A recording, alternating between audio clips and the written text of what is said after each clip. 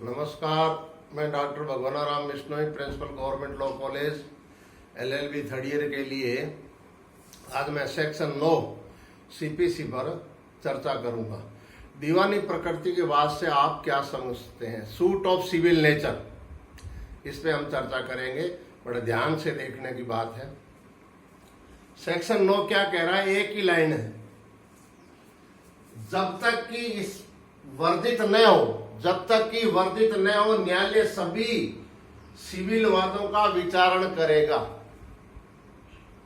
जब तक वर्जित न हो, न्यायालय सभी सिविल वादों का विचारण करेगा। Court to try all civil suits unless barred expressly और इम्प्लाइडली। दोबारा, court to try all civil suits unless barred, अर्थात जब तक कि वर्जित न हो, न्यायालय सभी सिविल वादों का विचारण करेगी। स्पष्ट रूप से या आंशिक रूप से उसे वर्जित न कर दिया गया हो। तो हम तो पढ़ रहे सूट ऑफ सिविल नेचर, दीवानी प्रकृति के वाद कौन होगा? और कोर्ट कह रहे हम तो सुनेंगे, हम सुनेंगे। ये कॉम्पिटेंसी की बात हो रही है, सक्षमता की बात हो रही है कि जब तक किसी स्पष्ट विधि द्वारा, तत्सम प्रवर्त विधि द्वारा, उसमें प्रचलित कानून द्वारा स्पष्ट रूप से या आंशिक रूप से मना नहीं कर दिया गया हो, हम सभी सिविल वादों की सुनवाई करेंगे। इसमें एक भाषा झलकती है कॉम्पिटेंसी की, सक्षमता की ओर। तो सबसे पहले हम इस सक्षमता को चेक करेंगे कि ये सक्षम है या नहीं। एक सिविल कोर्ट कैसे सक्षम होती है, उसके गोल्डन टेस्ट है 3। ध्यान से। नंबर 1, उस कोर्ट की स्थानीय अधिकारिता हो, लोकल जुडिक्शन होना चाहिए। प्रत्येक कोर्ट का, प्रत्येक डिस्ट्रिक्ट का, प्रत्येक थाने का अपना अपना क्षेत्राधिकार होता है, प्रत्येक डिस्ट्रिक्ट का, प्रत्येक राज्य का। ठीक इसी प्रकार से जो कोर्ट होती है सिविल कोर्ट, उसका लोकल जुडिक्शन होना चाहिए। लोकल जुडिक्शन समय समय पर राज्य सरकार और उच्च न्यायालय निर्धारित करते हैं। तो लोकल जुडिक्शन में आने वाला ही मामला अगर वो सुन रही है तो वो कोर्ट कॉम्पिटेंट है, अन्यथा वो कोर्ट कॉम्पिटेंट नहीं होगी। दूसरा, धन संबंधी अधिकारिता, पेक्यूनरी जुडिक्शन, आर्थिक क्षेत्राधिकार है या नहीं। प्रत्येक कोर्ट को सिविल न्यायाधीश, कनिष्ठ खंड सिविल न्यायाधीश, वरिष्ठ खंड और जिला जज, अलग अलग कोर्ट को अपनी हायरार्की के अनुसार धन संबंधी अधिकारिता निर्धारित की है CPC द्वारा, जो आप सेक्शन 3 में शायद पढ़ी होगी या 4 में, जो भी। तो धन संबंधी अधिकारिता होनी चाहिए उस कोर्ट की, तो वो कोर्ट सक्षम होगी। यदि धन संबंधी अधिकारिता अगर नहीं है उस कोर्ट को और वो कोर्ट सुनवाई कर रही है, तो वो कोर्ट सक्षम नहीं कहलाएगी, कॉम्पिटेंट कोर्ट नहीं होगी। तीसरा है विषय वस्तु संबंधी अधिकार, सब्जेक्ट मैटर जुडिक्शन। कौन से विषय वस्तु, कौन सी कोर्ट सुनेंगी? सिविल न्यायालय, अनेक प्रकार के न्यायालय हैं और उन न्यायालयों को राजस्थान सरकार, राज्य सरकार या हाईकोर्ट समय समय पर अपने निर्देशों के द्वारा उनका जुडिक्शन, विषय वस्तु, सब्जेक्ट मैटर का जुडिक्शन तय करती है। यदि वो तय किए गए अन्य बिंदुओं को सुनती है तो वो कोर्ट सिविल तो है लेकिन कॉम्पिटेंट कोर्ट नहीं कहलाएगी। तो सक्षमता को जांचने के लिए ये गोल्डन टेस्ट है हमारे पास में कि पहला, उसके पास में लोकल जुडिक्शन होना चाहिए। बीकानेर में सिविल न्यायाधीश कनिष्ठ खंड को अधिकार है, लेकिन नागौर के डिस्ट्रिक्ट जज को वो अधिकार नहीं है क्योंकि वो लोकल जुडिक्शन नहीं है। धन संबंधी अधिकारिता, जितनी जितनी सीमा तक का अधिकार दिया गया है सिविल न्यायाधीश कनिष्ठ खंड को, उतने के मामला सुनेगा, नहीं तो वरिष्ठ न्यायाधीश को भेज देगा, वरिष्ठ खंड को, और नहीं तो डिस्ट्रिक्ट कोर्ट। डिस्ट्रिक्ट कोर्ट को तो अनलिमिटेड पावर है। आपको इस बात की जानकारी होगी, भोपाल गैस त्रासदी कांड में अरबों रुपए का अवार्ड जारी किया था डिस्ट्रिक्ट कोर्ट ने। तो डिस्ट्रिक्ट कोर्ट तो अनलिमिटेड धन संबंधी अधिकारिता है, लेकिन जो सिविल न्यायाधीश कनिष्ठ खंड और सिविल न्यायाधीश वरिष्ठ खंड की सीमाएं निर्धारित कर रखी, उस सीमा के भीतर रह करके वाद की सुनवाई करें, अन्यथा वो कोर्ट सक्षम नहीं है। अगर अपनी सीमा के भीतर है तो वो कोर्ट सक्षम है। विषय वस्तु, अनेक प्रकार की विषय वस्तु, अनेक प्रकार के कोर्ट है सिविल न्यायाधीश के। एनडीपीएस कोर्ट अलग है, मान लीजिए ये तो उसकी बात आई, एनआई एक्ट की कोर्ट अलग है, तरह तरह की कोर्ट है। सिविल न्यायाधीश वरिष्ठ खंड की अलग कोर्ट है, सिविल न्यायाधीश कनिष्ठ खंड की अलग कोर्ट है। अलग अलग विषय कोर्टों को सुपुर्द किए गए सुविधा के दृष्टिकोण से, काम की अधिकता के कारण। जिन कोर्ट को जो अधिकारिता दी गई है उस कोर्ट को वही काम सुने। एमएससीटी कोर्ट है, वो motor vehicle accident claim case सुनती है तो डिस्ट्रिक्ट रैंक है, लेकिन वो जमान संबंधी या कोई और दावा नहीं सुन सकती। अब इसमें एक विशेष बात आती है, ओरिजिनल और अपीलेंट कोर्ट का जुडिक्शन। ध्यान रहे, अपीलेंट कोर्ट हमेशा ओरिजिनल जुडिक्शन रखती है। अपीलेंट कोर्ट अपीलीय न्यायालय ओरिजिनल कोर्ट का मूल क्षेत्राधिकार रखती है। इस बारे में एक दृष्टांत है कैलिफोर्निया और टेक्सास का। ए ने बी को धन उधार दिया, 3 साल बीत गए, लिमिटेशन एक्ट के मुताबिक उसको जो है 3 साल के भीतर वादा दायर कर देना चाहिए था, लेकिन शाम को जैसे ही 5 बजी उसने उत्तर दे दिया कि अब तो मेरे से धन वसूल नहीं सकता है क्योंकि कोर्ट बंद हो चुके हैं। तो कैलिफोर्निया की जो हाई कोर्ट थी वो टेक्सास में थी, उसने फोन किया तो भौगोलिक दृष्टिकोण वहां 4:30 बजे थे। तो ए ने बी ने अपने वकील को फोन किया कि मैं ए को इस तरीके से धन उधार दिया था, 3 साल हो गए, देने का कह रहा था, लेकिन आज शाम को उसने अभी उत्तर दिया है। तो उसने अपीलेट कोर्ट में बात दायर कर दी और फैक्स द्वारा वकालतनामा भेज दिया और फैक्स भेज दिए। अपीलेट कोर्ट ने बात स्वीकार किया। ओरिजिनल जुडिक्शन रखती है, केवल प्रोसीजर का फर्क है।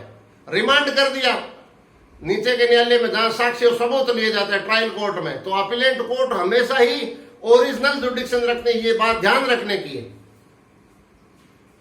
अब हम पढ़ रहे थे कि सिविल प्रकृति का वाद कौन सा है, दीवानी प्रकृति का वाद कौन सा है। इससे तो सेक्शन 9 की भाषा से ये स्पष्ट हो रहा है कि सभी प्रकार के न्यायालयों की सिविल वादों की जो है सुनवाई कोर्ट करेगी जब तक स्पष्ट रूप से या आणविक रूप से उसे तत्संप्रवृत्त विधि द्वारा वर्जित न कर किया गया हो। तो इससे तो कोर्ट की कॉम्पिटेंसता, सक्षमता झलक रही थी। सक्षमता को हमने जो है 3 भागों में बांट करके इसकी टेस्ट देखे। अब इसके साथ में एक्सप्लेनेशन नंबर 1, स्पष्टीकरण नंबर 1 में ये स्पष्ट किया गया कि प्रॉपर्टी एंड ऑफिस से संबंधित जितने वाद है वो सारे के सारे दीवानी प्रकृति के वाद है। उसमें प्रॉपर्टी इन्वॉल्व हो या ऑफिस पद इन्वॉल्व हो तो जो है वो सारे के सारे जो है मामले सिविल प्रकृति के वाद कहलाएंगे। फिर दूसरा एक्सप्लेनेशन कहा गया कि जो ऑफिस है, पद वेतनिक हो सकता है, अवैतनिक हो सकता है, धार्मिक हो सकता है, गैर धार्मिक हो सकता है, राजनीतिक हो सकता है, अराजनीतिक हो सकता है। उसमें वेतन गौण है, चाहे वेतन मिल रहा हो उस पद के लिए या भले ही न मिल रहा हो, उससे कोई फर्क नहीं पड़ेगा। तो पद जो है वो विशेष, यहां ये विशेष बात ये देखने की जरूरत है, पद एक विशेष प्रक्रिया द्वारा स्थापित किया गया है, प्रोसीजर एडॉप्ट किया गया है। तो जो है वो पद भले ही उसमें वेतन नहीं मिलता हो, लेकिन वो पद जो है वो सिविल प्रकृति के वाद में आएगा। यदि विवाद में कोई इलेक्टेड मेंबर होकर के आया है चेयरमैन और उसको हटा दिया गया है तो वो चेयरमैन जो है सिविल प्रकृति का वाद ला सकता है, भले ही उसके लिए वेतन नहीं मिलता हो। अब इसमें एक प्रश्न आया, रिलीजियस क्वेश्चन, धार्मिक प्रश्न और राजनीतिक प्रश्न, पॉलिटिकल क्वेश्चन और राजनीतिक प्रश्न। राजनीतिक प्रश्न जो है वो पद के कर्तव्य के बारे में, रिलीजियस और सेरेमनीज। अगर धार्मिक पद है और सेरेमनी से संबंधित पद है और वो धार्मिक प्रश्न है, जातिगत प्रश्न है, तो इसमें एक बात ध्यान रखने की है कि यदि जो प्रश्न है वो व्यक्ति की डिग्निटी से संबंधित है, यदि किसी की व्यक्ति की गरिमा को प्रभावित करता है तो सिविल प्रकृति का वाद होगा। पद तो है तो धार्मिक और राजनीतिक पर्सन और सामाजिक पर्सन जो है वो सिविल प्रकृति के वाद नहीं होंगे। लेकिन कारण क्या है, वो इंटरनल ऑटोनॉमी है समाज की। किसी समाज में कोई भोज पर किसी व्यक्ति को बुलाया नहीं बुलाया, मान लीजिए मैं बिश्नोई समाज का प्रोफेसर हूं और प्रिंसिपल और मुझे किसी ने ब्याह शादी किया और बुलाया नहीं, तो मैं वाद नहीं ला सकता, क्योंकि इससे मेरे कोई गरिमा को ठेस नहीं पहुंची है। लेकिन ये अगर बिश्नोई समाज ने मेरे को समाज से बेदखल कर दे तो वो डिग्निटी से पर्सन जुड़ जाएगा। बहुत सारे कुटुंब कबीलों में आपने देखा होगा कि बहुत सारे जातिगत या क्या बोलते हैं खाप पंचायतें जो है जाति से बहिष्कृत कर देती है, अर्थदंड से दंडित कर देती है और उसे सिर मुंडवा करके गद्दे पे बैठा देती है, इस प्रकार की सजा देती है तो धार्मिक पर्सन, सोशल रिलीजियस क्वेश्चन है।